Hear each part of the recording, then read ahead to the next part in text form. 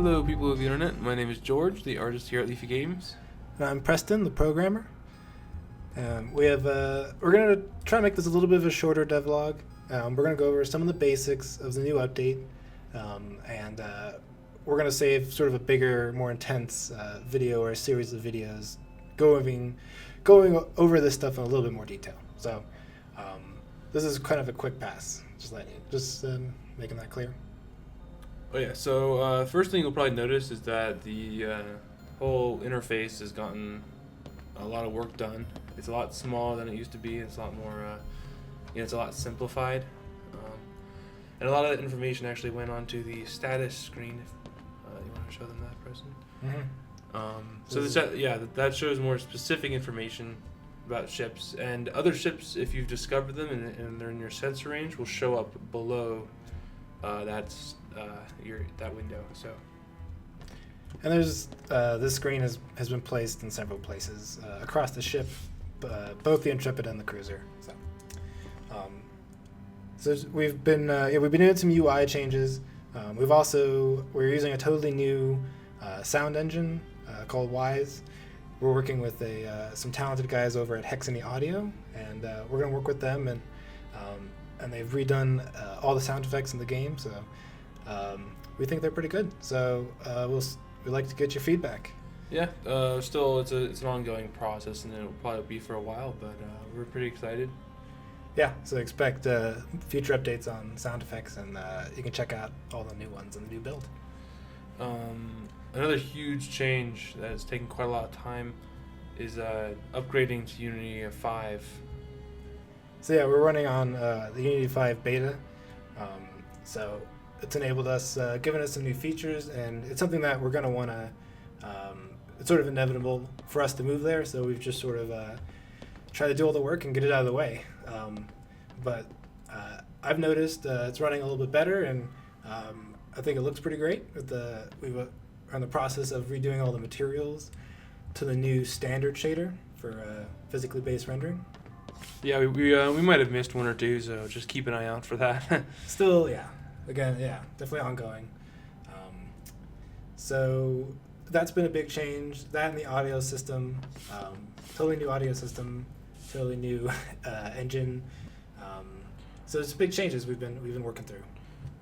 And once again, real quick, but we've also added the tab menu, which we're just calling that right now. You just press tab, and this new thing comes up, and you can see the crew roster. So who's playing what class? You can see their health. As the captain, you can actually change the alert level, which will modify the diamond when you exit this menu in the next to your ship.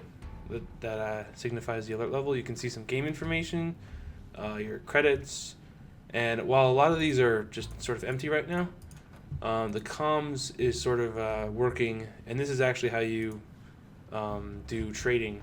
As you can see, it's sort of the same thing as it was down there. So just keep that in mind, and this is still very early, but you can kind of get an idea of where we're going, hopefully, and we're really excited to see this thing fleshed out. A few other things we've changed and improved, like flight AI for the drones. Do you want to talk about that real quick?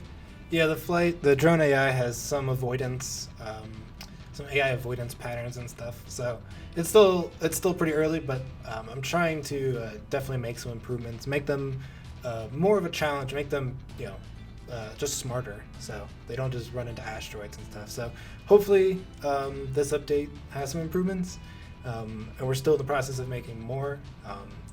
And it's the same thing with the UI. In the next few updates, we're going to be adding a lot to the UI, implementing the star map in the tab menu, moving the stuff around, trying to simplify and make everything just nicer to use. Mm-hmm. So. If you'll notice here, QT shield, this is actually a new thing as well. Every shield generator now has a quantum shield, and it's based on the percentage of the shield that's destroyed. A quantum shield prevents people from teleporting to ships if you're not within their security clearance. So if I was trying to teleport to an enemy ship, I'd have to disable their quantum shield. And currently, it's just pretty simple. You just need to knock out more than 25% of their regular shields, and then the quantum shield would be offline for a period of time. So just keep that in mind. That's a new thing as well.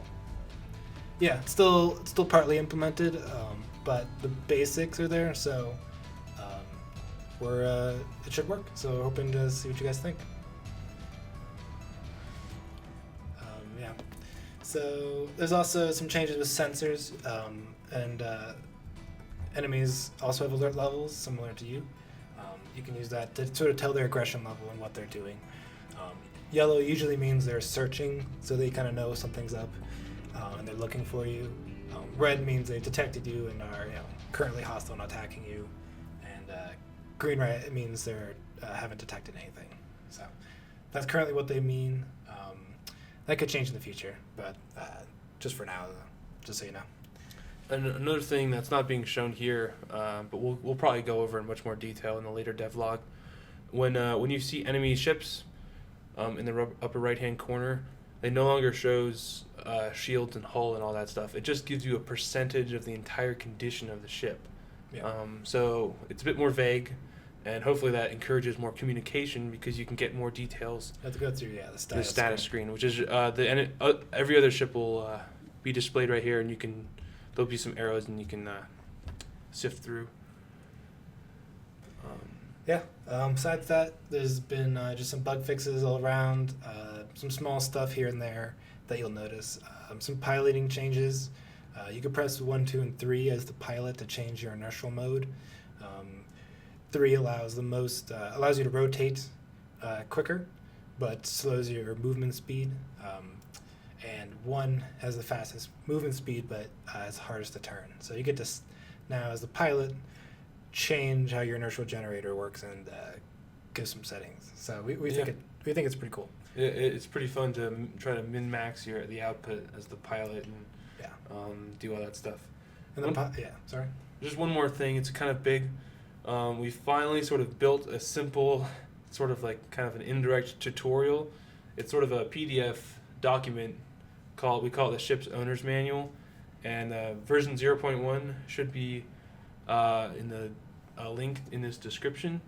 And by reading that, it goes over every single ship system. It goes over all the new changes we've made. It's all just everything's there pretty much. It will be ongoingly kind of updating that document, adding stuff to it as we go forward as well. So yeah. So if you missed a devlog or there's something you're not sure about, try to consult that document.